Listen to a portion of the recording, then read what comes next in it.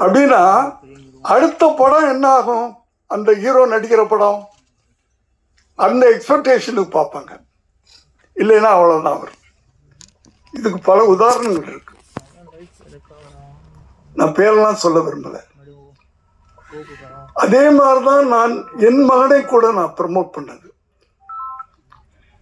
ஏன்னா நான் அவரை அறிமுகப்படுத்தும் போது 92 நான் பீக்கில் இருக்கிறேன். ஹிந்தி படங்கள் அது இது பண்ணிக்கிட்டு நல்ல இன்கம்லாம் அப்படி வந்துக்கிட்டு இருக்கு.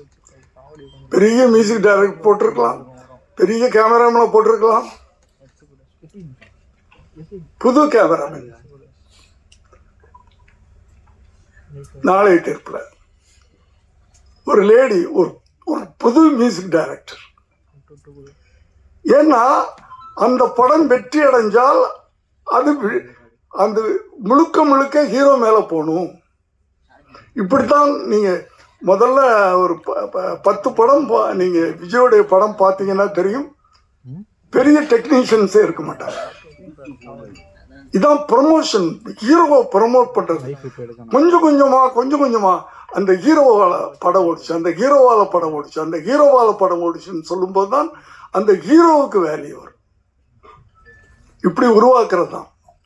ஒரு ஹீரோவை உருவாக்குறதுன்றது சாதாரண விஷயம் இல்லை.